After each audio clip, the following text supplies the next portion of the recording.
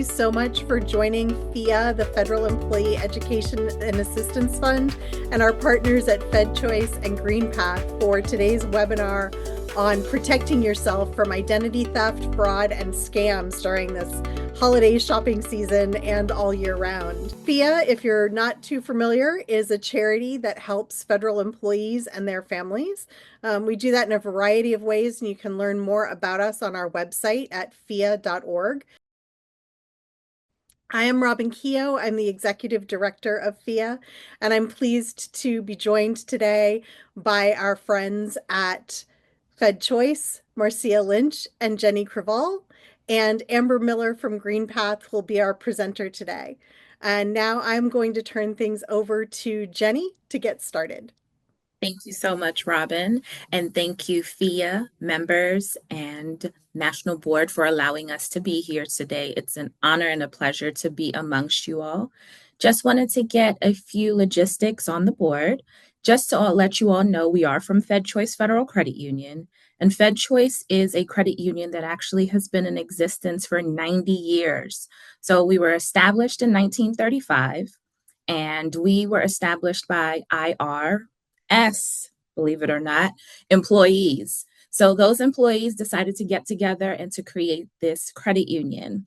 Over the years, we have transitioned and converted and opened up our membership to now encompass all federal employees, family members, retirees. So if anybody is looking for a potential credit union, we do have information that can be available via our website at fedchoice.org, or you can actually reach out to me directly and we'll make sure to share that information at the end. But the reason why we are all here is to get some valid information in reference to identity theft, fraud, and scams, especially around the holidays and going forward. Technology, we know, is at top of hand and is something that is ever changing and ever becoming difficult. So it is my pleasure to now introduce our partner, Amber Miller from GreenPath, who will talk to us a little bit more about this topic. Thank you all for joining us here today. Glad to be here and talk a little bit again about identity theft, fraud, scams, and how to protect yourself, especially as we enter into this busy shopping season. And we know a lot of shopping happens online now more than ever before. So hopefully the tips that we have today will help you safeguard your information as we move into this holiday season and beyond. So like Jenny mentioned, my name is Amber Miller, and I'm here from a nonprofit organization called GreenPath Financial Wellness.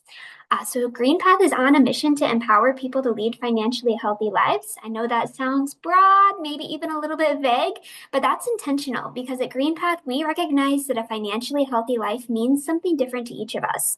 And it should, right? We all have different situations that we're in. We all have different goals that we'd like to work towards and achieve. So at GreenPath, we're here to help people figure out what a financially healthy life means to them, and then educate you, equip you, empower you, come alongside of you with clear next steps to take to get where you want to be with your finances. So we do that in a variety of ways. We can talk a little bit more about that towards the end of our time together, but presentations like this to get some trusted financial education information into your hands is one of the ways that we do that through our partners like FedChoice Federal Credit Union and their partners like FEEA. So glad to be here today. And let's go ahead and dive in to talk about identity theft, fraud, and scams. So over the next little bit today, we're going to be talking a little bit more about what identity theft, fraud, and scams actually are, and kind of take a look at the difference between those terms that are often used somewhat interchangeably. We'll also spend a few minutes talking a little bit about elder fraud specifically, as this is something that has been on the rise over the last several years as well.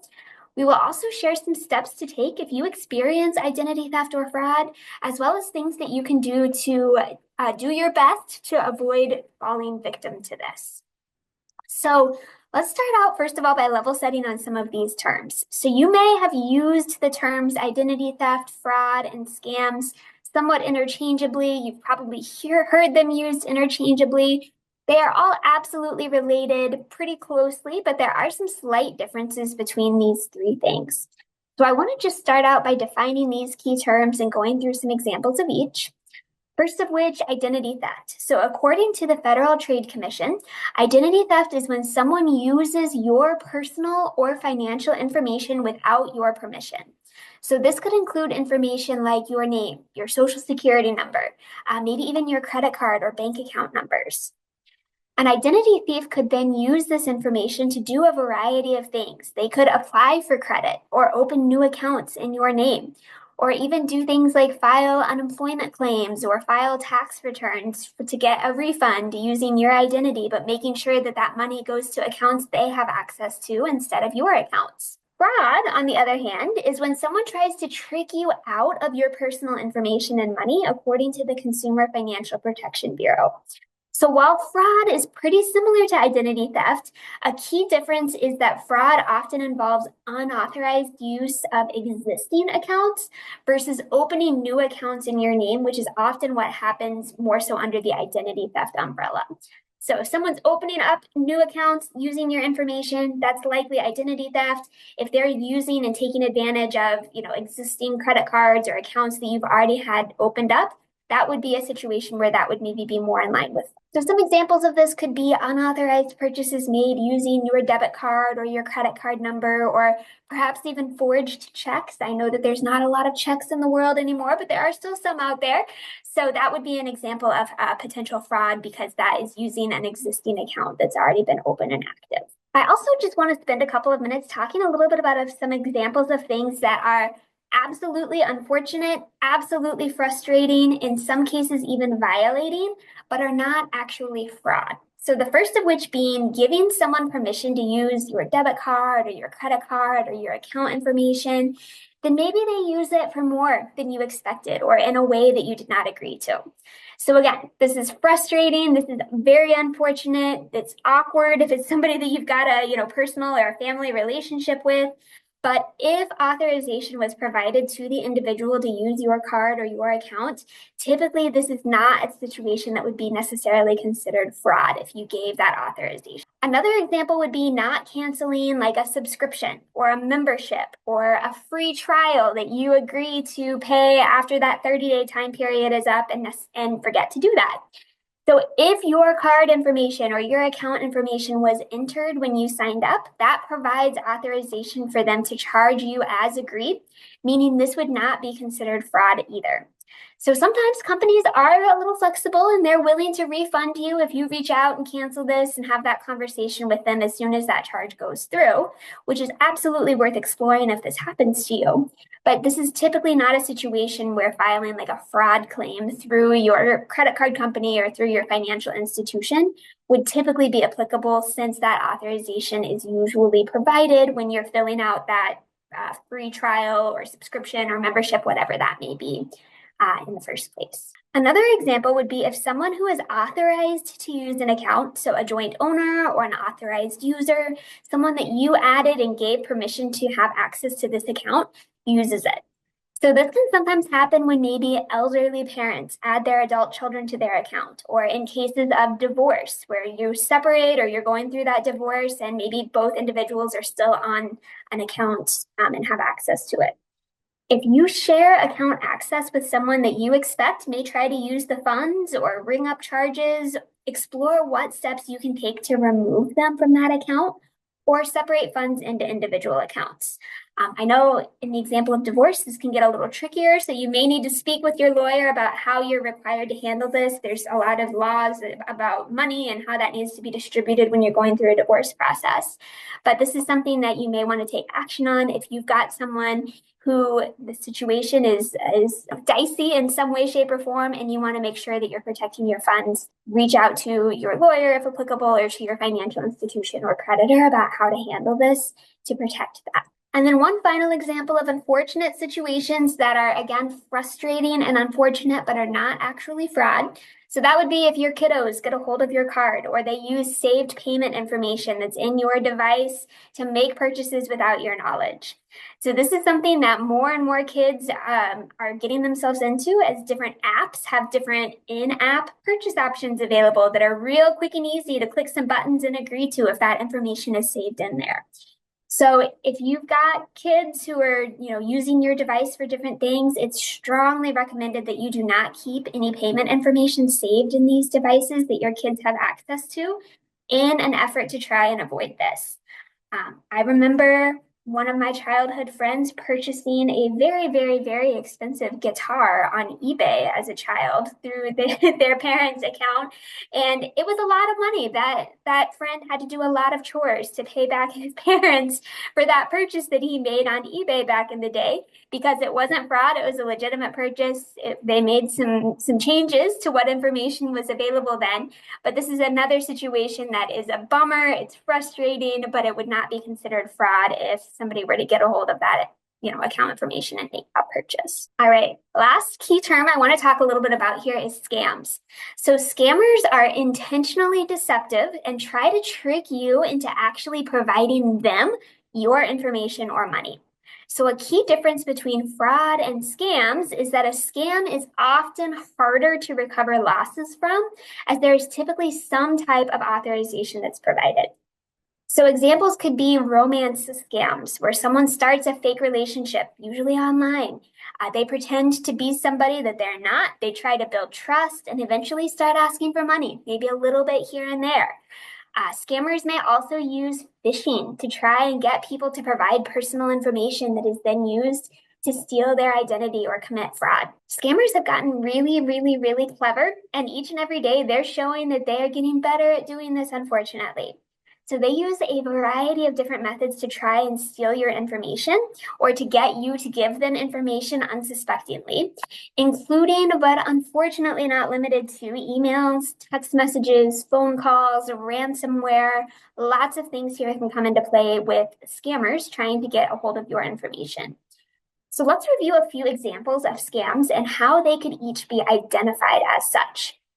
So many of us receive shipments regularly. We talked about this with the holiday season coming up. You may be getting more and more packages coming to your door. So it's common to receive shipping and delivery notifications on a pretty regular basis as well. So this example immediately looks a little suspicious. So you can see that even though it says UPS, this is not the UPS logo. And a big company like UPS, they've got their logo. They want to make sure that recognizable logo is front and center on anything that they're sending out. So this is just somebody who typed in the letters UPS and tried to make the font a little bit brown. It looks like just like Arial, like the most basic font possible there. So this is not their logo. It's a little bit hard to see here, but the from email address is absolutely not a UPS domain either. It's a bunch of random numbers and a random email address that has nothing to do with UPS. The package number in the subject line up here also does not match the package number in the actual email body itself. So this is a whole bunch of numbers, the last of which being 16620. The last of this package delivery information is 156471. So those do not match up. So that's also another clue here. There are also several other buttons and links throughout the email that they really, really hope you click on. So chances are these link to a website that will either download something to your computer unknowingly or maybe try to get you to type in some of that personal information. Last but not least, there's an address at the bottom of this email here. And if you actually go to Google Maps and type this address in and search it, it pulls up this location image, which looks like a lovely building, but looks nothing at all like a UPS shipping facility to me. So if you are seeing an email that's allegedly from UPS about shipping notification, would probably expect that to be some sort of warehouse or shipping facility or something that would again have UPS's logo on the front there.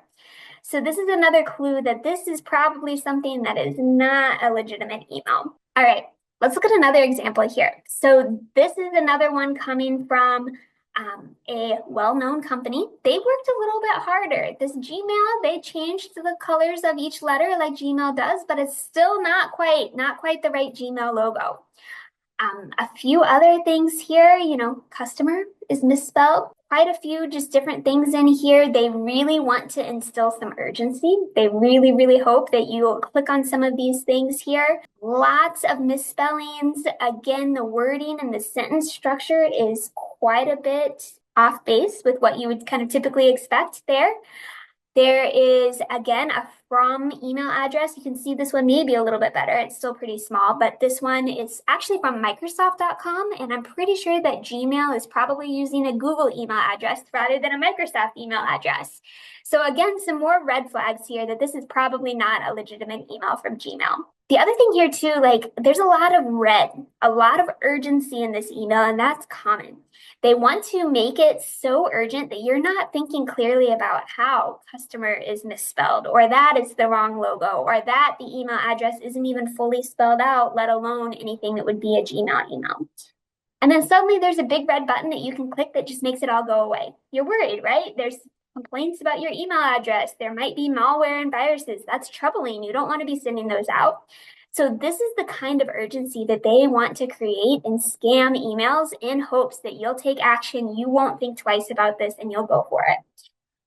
A few years ago, I actually was doing a presentation on identity theft before I worked at GreenPath, but in my hometown at our community college. And so I think we presented 3 times that day, talking about this very thing. And that evening, I got an email about my PayPal account, and something was wrong with it, and I needed to, take action, change my password or something like that. And I was like, oh my gosh, I don't want anybody getting a hold of my information. So I clicked that link, and as soon as I clicked it, I was like, I trained on identity theft today. I didn't look twice, and it was a scam email. So that was very humbling to be like, man, I talked about this all day long today, and I still saw that urgency, didn't think twice about it, and activated there. So it's tricky. It's worth being on guard with. It's worth just taking a pause, even if you're seeing that urgency there, to just look at a few of these things. Look at the spelling, look at the logo, look at the from email address. Just see if some of these things that stick out seem right, or if it seems like this is maybe something suspicious that's maybe not legitimate. Another thing that you can do too, if you're on a computer, this is a little bit trickier to do if you're looking at, emails on your mobile device. But if you're on a computer, you can typically hover over the button or the link, and without clicking on it, it'll give you kind of a preview of what website that link is taking you to.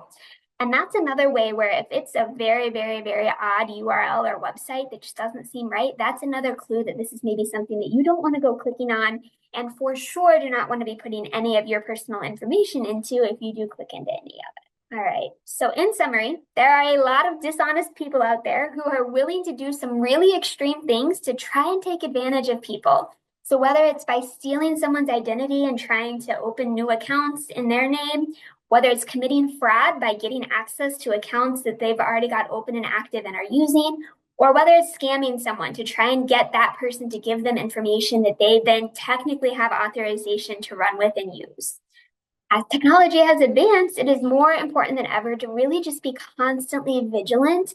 Think twice through everything that you're doing, especially online, in an effort to avoid falling victim. So there are a lot of ways that someone might attempt to access your personal information or hard-earned funds.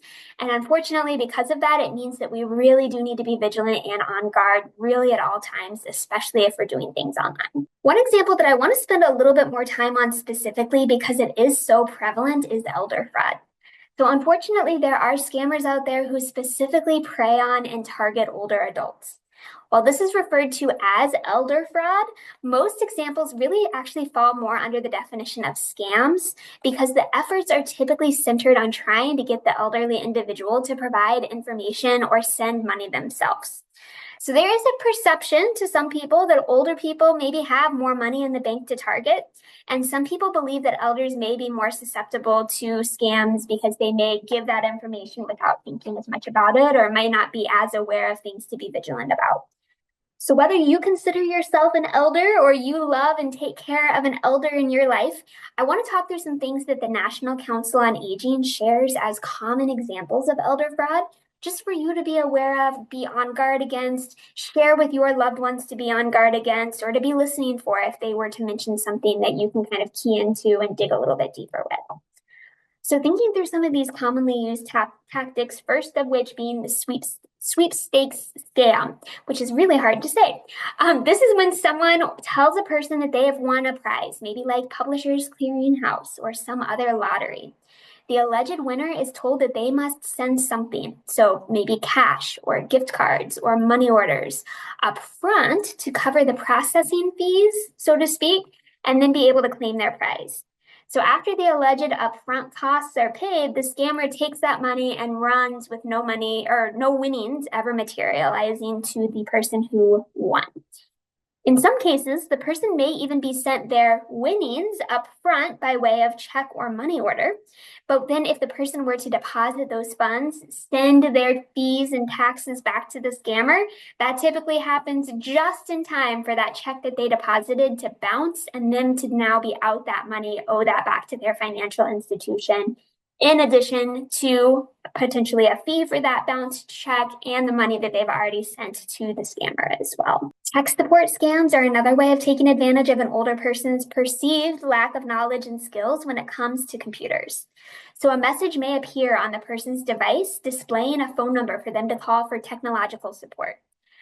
If the person calls, they may be asked to pay a fee for help or be asked to grant the scammer authorization to remote into their computer, perhaps then giving them access to files and information that's saved on the device, which could include financial accounts or other things that they access on their personal device as well. The grandparent scam is one that, in my opinion, is especially awful. In these situations, a scammer reaches out, maybe they call or they email or text, and they pretend to be the individual's grandchild, asking for urgent help for something like getting out of jail or paying their rent to keep their roof over their head, or something else that's extremely pressing.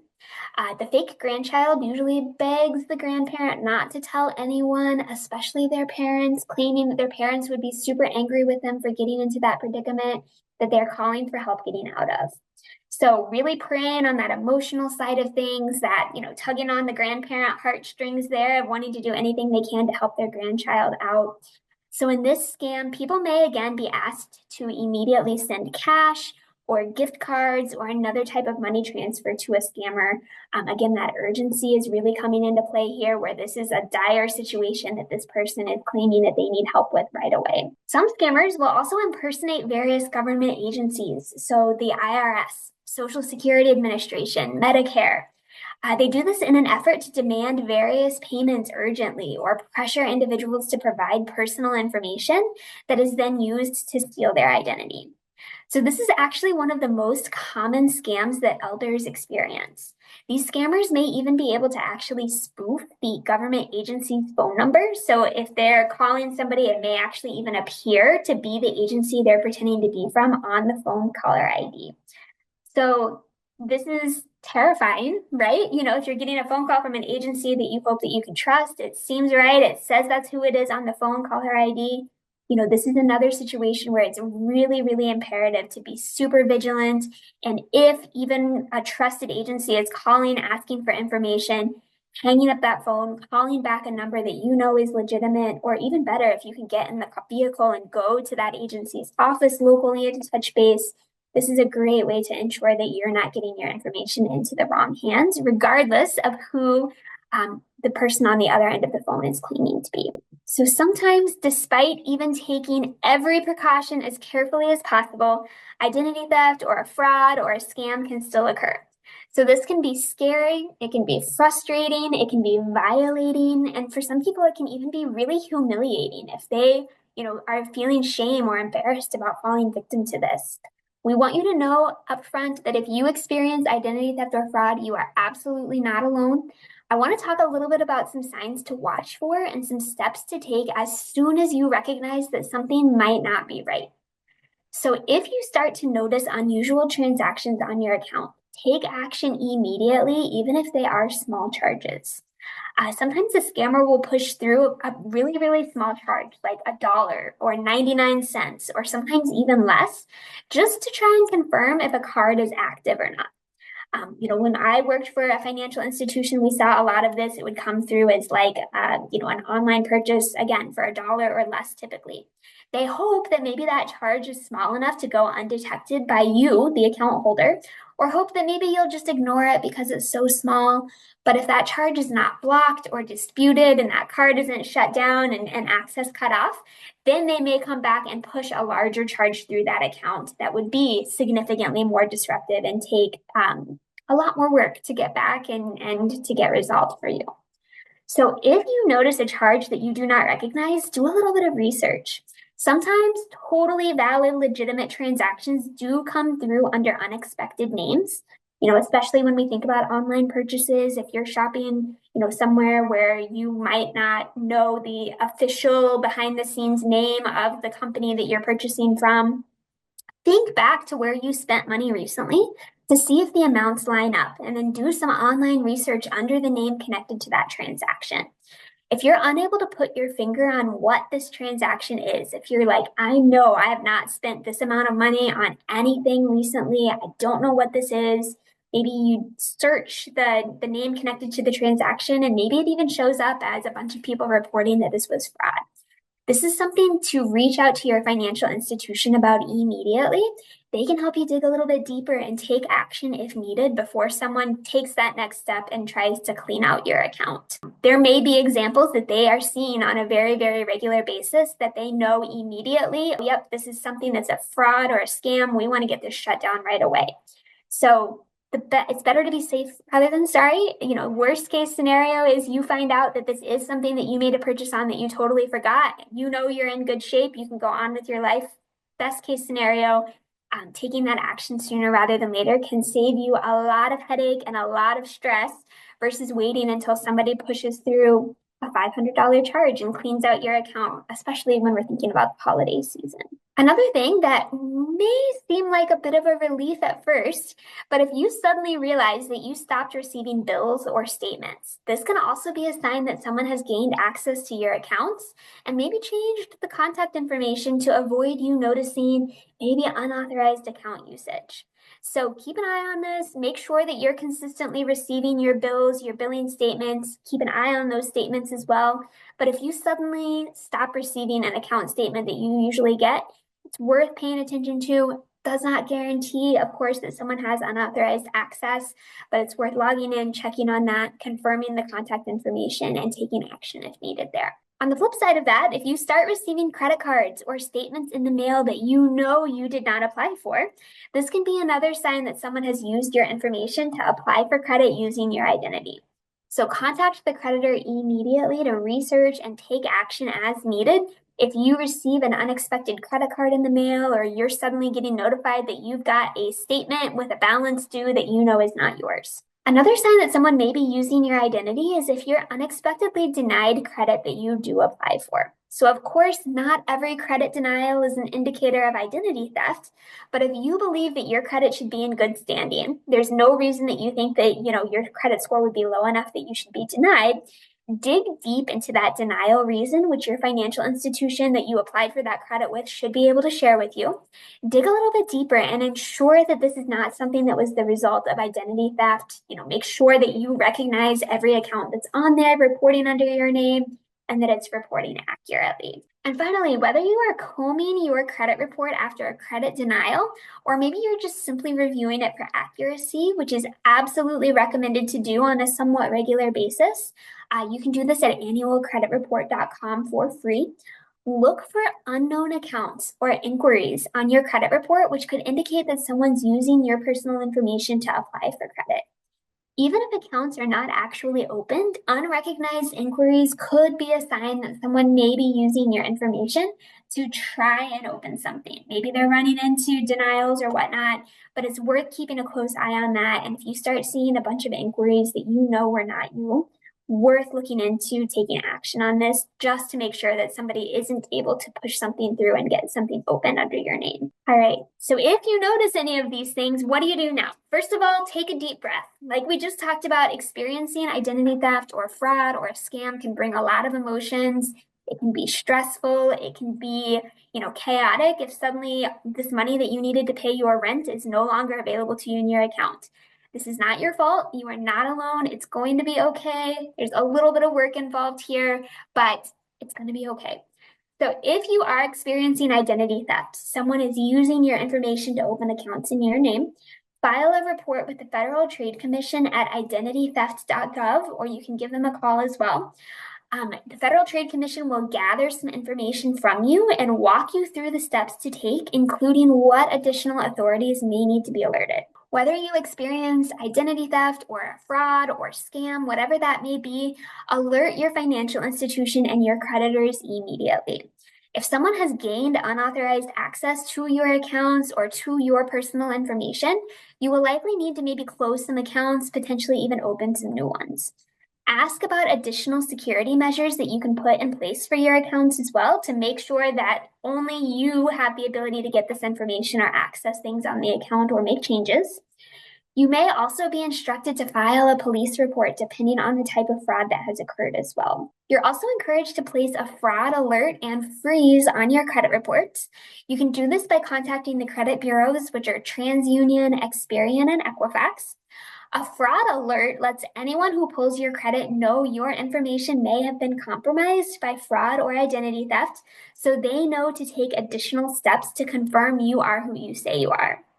A credit freeze goes a little bit further because it prevents anyone from being able to actually access your credit report, meaning that this can help prevent new accounts from being opened using your information, because if someone applies and that creditor goes to pull that credit report to review things, they're not going to be able to access that because of that freeze in place. It is important to be aware that this does include you as well. So if you do need to apply for credit legitimately, remember to contact the credit bureaus first to lift that freeze. It's pretty quick and easy. You can usually hop online and lift that freeze, or you can give the bureau a call to get that done. You can usually do it temporarily where you can say, hey, I need to apply for credit. I want to lift this for 24 hours. So you can apply, do what you need to do, and then have that automatically go back on there.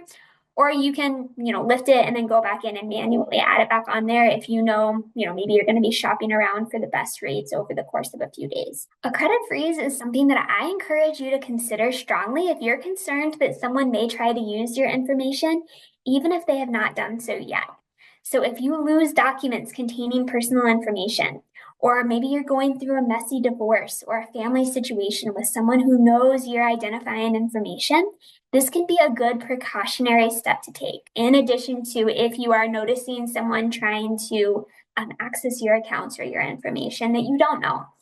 Yes, it is an extra step to contact the credit bureaus and lift this freeze when you do need to apply for something, but I can pretty much guarantee you that this extra step of calling to lift that freeze is going to be significantly more easier than dealing with fraud or identity theft if that were to take place instead. Finally, if someone gets a hold of your information that shouldn't have it, change your password for all of your accounts immediately.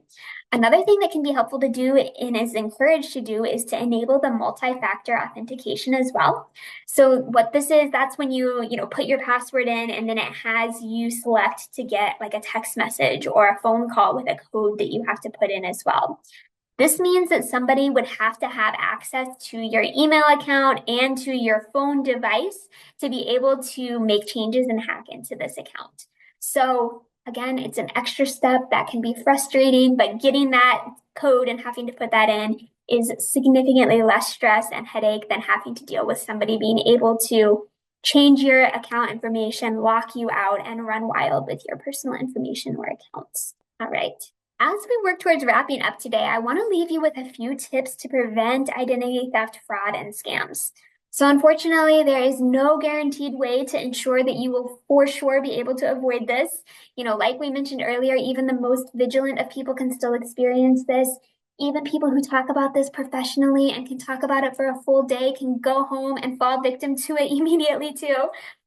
So just like a locked door does not necessarily prevent a criminal from breaking into a building, it can slow them down and it can give you more time to notice what is happening and be able to react before more damage is done. So that's what some of these tips are designed to hopefully slow things down, hopefully give you some more time to notice and take action before somebody is able to run fully rampant with your information.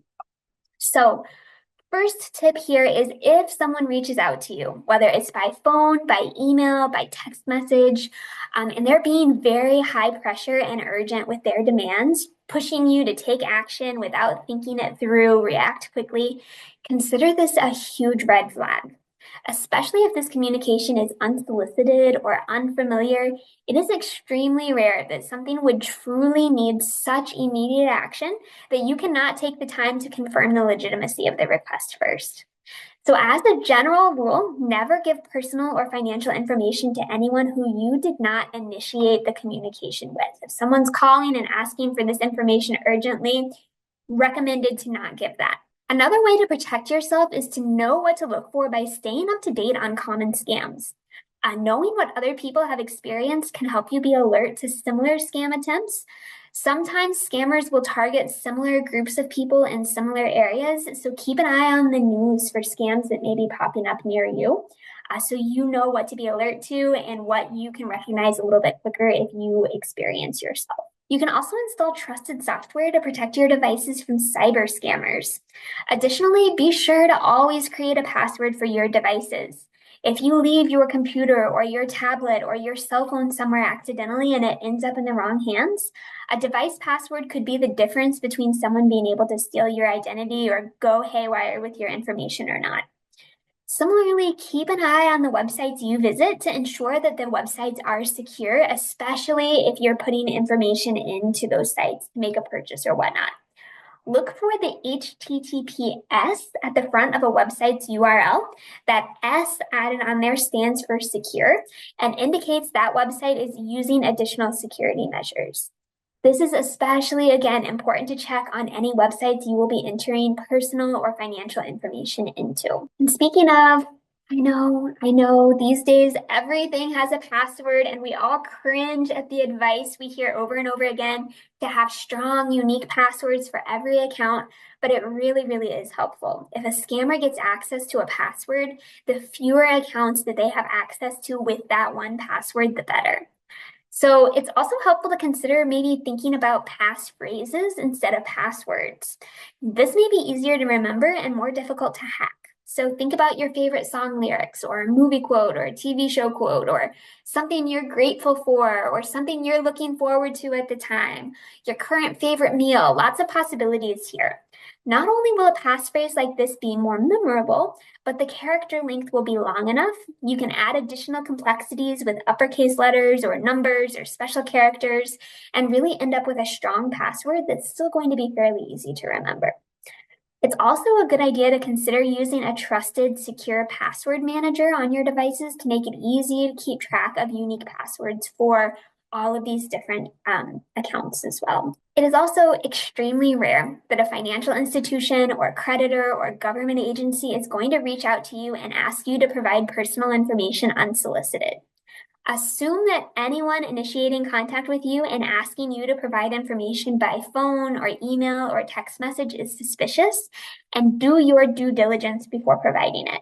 Your financial institution probably already has your information on file. They probably already have that personal information. Same thing with a government agency that's providing benefits to you. So if they're calling saying that they need your personal information, take a step back and think about the fact that they probably already have that if they're, claiming to be an agency or a financial institution. I'm sure that Marcia and Jenny can agree to this on FedChoice's side. Any financial institution, any government agency would be glad you are keeping your information safe, and they would be totally okay with you saying, I'm going to hang up the phone and I'm going to come into the branch, or I'm going to call you back on a phone number that I am sure is legitimate to verify this request before providing any information.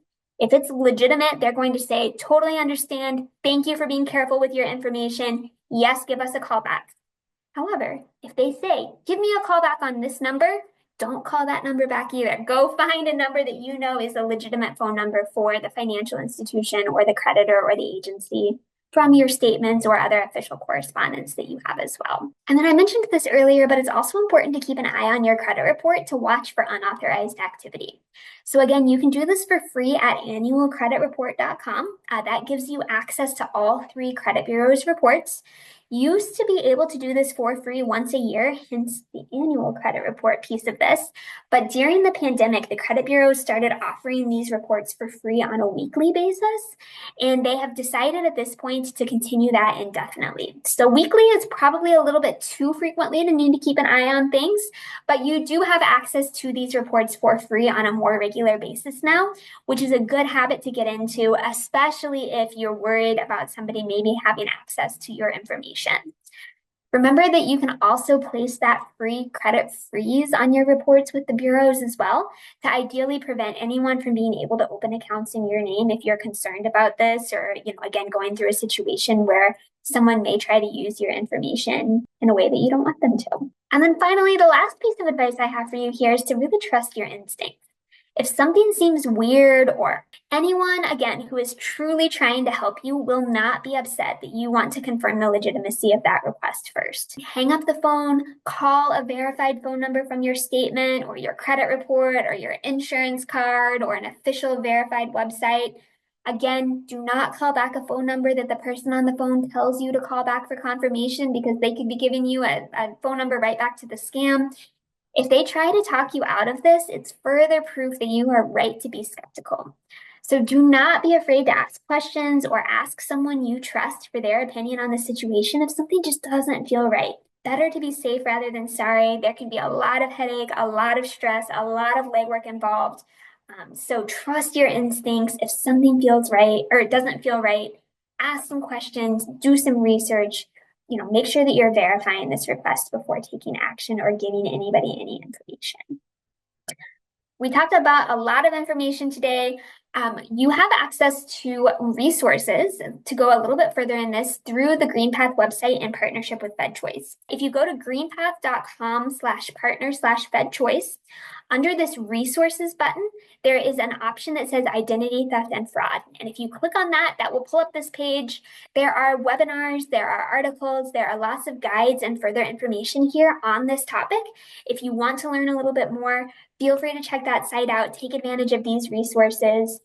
Amber, thank you so much. That was really informative. We do have some questions waiting in the queue. So one of them is a question about adult child who lost their wallet. And it looks like the parent went online to request a copy of the credit report, but the bureau was asking for driver's license and social security number. Is that required? And I think the answer here from an article that we did not that long ago is that they need to verify the identity of the person who is requesting the report. They're trying to make sure that it's not a fraudster coming in to request the credit information. Exactly right. Exactly right. They need to make sure that this is legitimately the person who is requesting this information and sometimes asking for those things that would maybe be in a wall, it's something that would not necessarily be information like a social security number that you could get a hold of.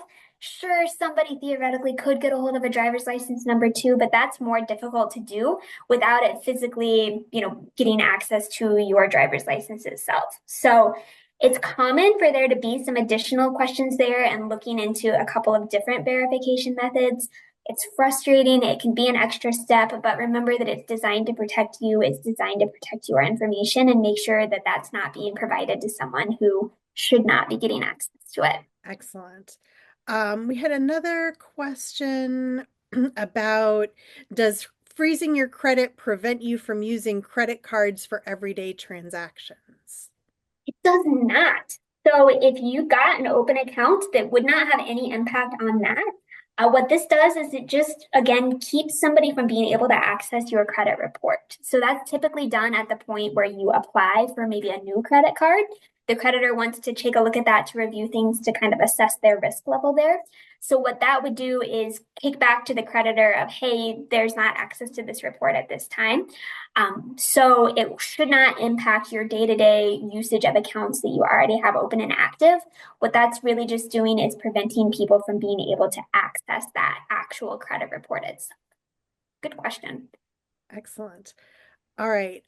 We have another question here about what happens if you have given someone, say a university or a medical institution information and then they mishandle it or there's a breach, so two-part question, do they have any reporting requirements to let affected parties or potentially affected parties know, or and is there any recourse for the victim against that organization for losing their personal information or misusing it?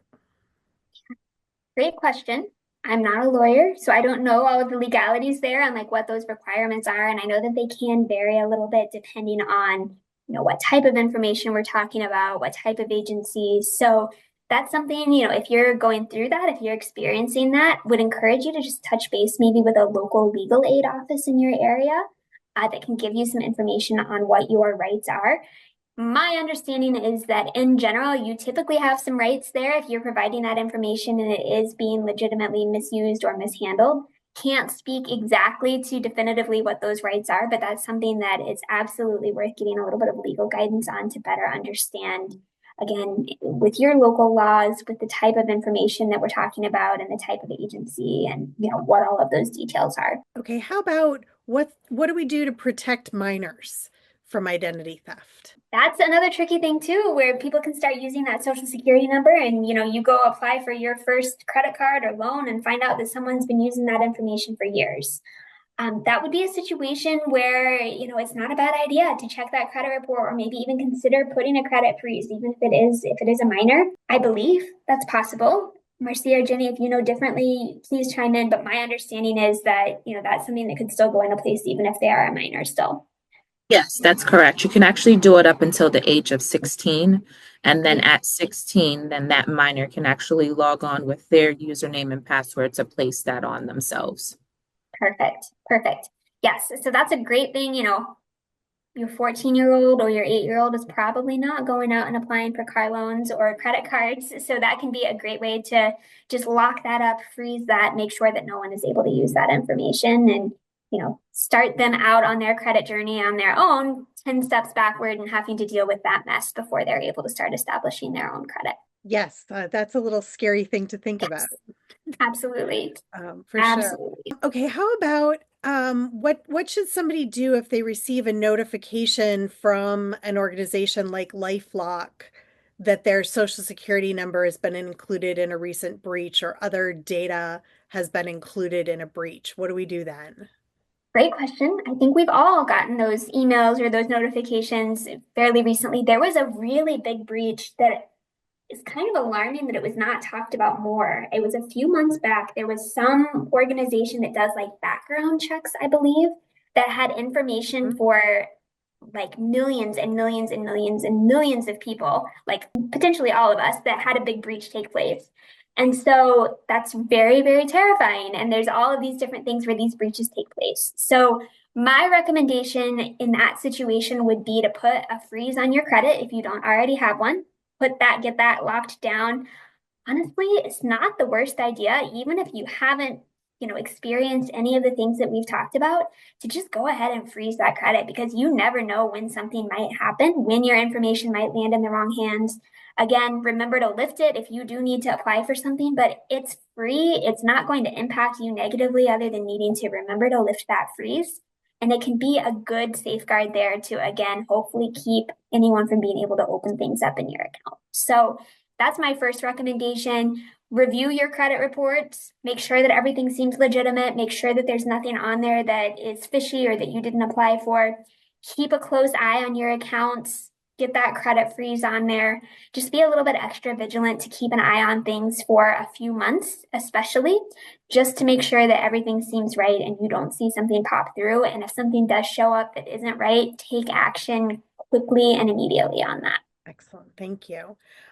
Here's another good one. How do you determine if a password manager is a trusted service? That's a great question. It's hard to say. I would say just doing some research, reviewing reviews, touching base with trusted different websites that reviews things like this. Maybe even asking your financial institution if they've got one that they recommend. I know that there are several options out there that are trusted, and usually, being able to do some research should get you some information there on what's reliable. I think the research aspect comes up in this next question, which I may be able to answer based on articles that we've done. It's saying, is it true that if you Google a government agency or company contact info, that scam numbers and links can show up instead? And unfortunately, the answer is yes. Yep. One of the things to be really careful about if you're Googling something is that the site that the information is coming from is legitimately the site of the company or agency that you are doing research on. If it's popping up with somebody else's URL, then it may or may not be legitimate information, and you want to be very careful.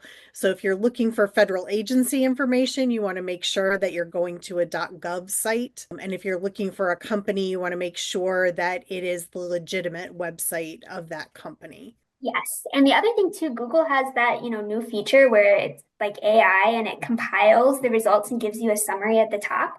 That's another situation where theoretically they could be compiling results from other unofficial websites. And if you just look at that little bit of information, they may be providing something that's not the legitimate phone number or contact information that you're looking for as well.